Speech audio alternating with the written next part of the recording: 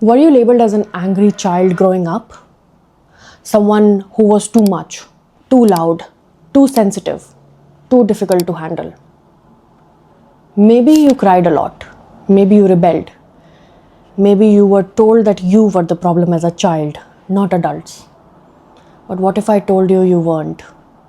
Children who grow up in a chronically abusive environment get physically violated on a daily basis, given punishment, harsh punishment in the form of teaching a lesson. It doesn't make them obedient, it makes them angrier. Not because something is wrong with them, because their mind is realizing that something very deeply unjust is happening to them. I grew up in the age of TV, information, school assemblies, where everyone taught fairness, justice, security, safety. But at home, my reality was totally different. My young mind lived in contradictions because at school, my friends loved me. My teachers saw me, they clapped for me, they hugged me whenever I finished one of my competitions. But at home, I learned that power mattered more than affection.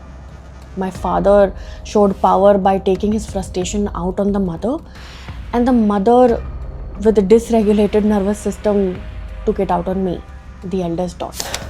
Not treated as a child, but rather like an opponent. When my aunt, my mother's sister, took charge of fixing me, I watched her take pride in the number of bruises she was leaving in my body and how long those bruises will last. She used to say the longer they will last is the amount of time I would behave in a way she wanted me to behave. My mother saw all of the bruises. She looked away. She never took a stand for her own child because child wasn't going anywhere, right? Child didn't matter. But confronting her own sister would have created a conflict or something she didn't want to deal with. She never stood up for me.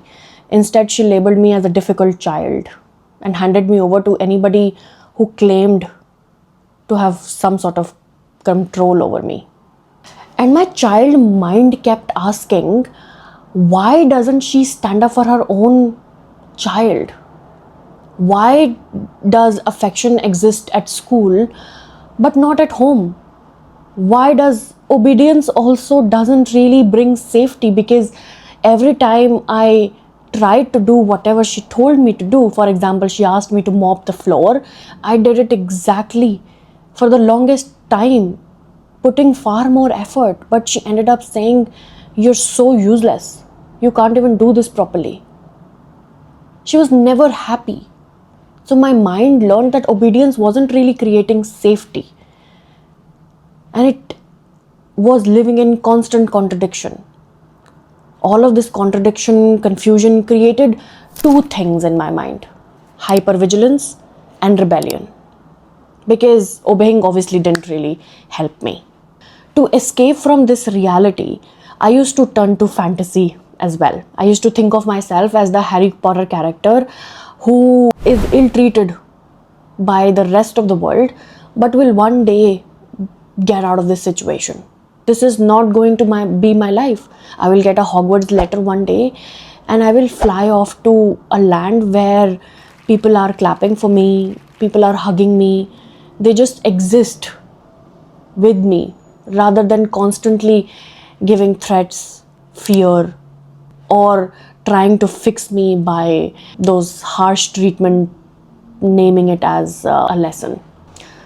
As someone who was eventually abandoned by both the parents, locked in a room for 4 days without food, who called child protection services, lived in orphanages, who still went on to secure a 100% scholarship for my master's degree abroad in one of the best universities, now living and working in London, I can tell you this is what was happening in my brain as a child.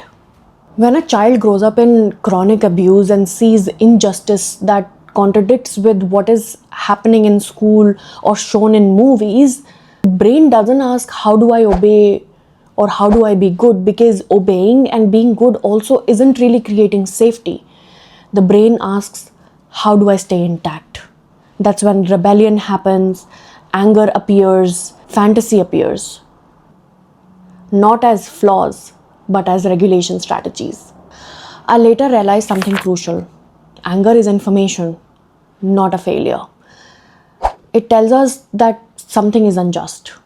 Every time my aunt hit me and my mother looked away, my brain understood that this has nothing to do with my behavior. This is about her need to feel powerful over a child. That realization creates moral clarity, and moral clarity creates anger. Anger in child is often life preserving. So, three things happened inside me. I stopped trying to be good, I started trying to be free, and I anchored myself to a future self. A future which was more or less like a fantasy land where I'm gonna get a letter from my Hogwarts and I'm gonna meet people who gonna become my friends, my family, where there will be no space for constant threat, fear, physical violence, neglect, or constant fight. And let me tell you something, chronic abuse destroys present time safety. The brain shifts its center of gravity to the future. And when I imagined that future, my brain literally released dopamine, motivation chemicals, pain dampening opioids. Imagining a future literally reduced my pain. And that's why I kept going. And I believe that's why you kept going too. I didn't believe that this is going to be the end of our story. Viktor Frankl, a neurologist and a Holocaust survivor, helped me understand this later. He said pain without meaning leads to despair, but pain with direction leads to endurance.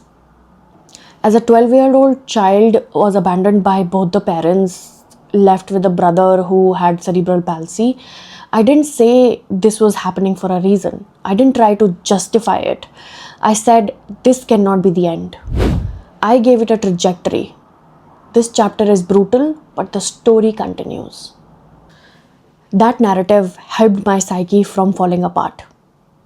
That mindset led me to act, call the child protection services, took care of my brother, push myself without anyone needing to push me.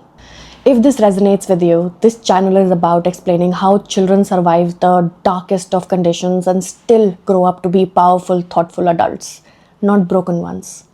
Thank you for being here. If this spoke to you, please subscribe, as I will be sharing more videos on childhood trauma, parentification, and how to accelerate healing without shame. I'll see you in the next video. Till then, take care.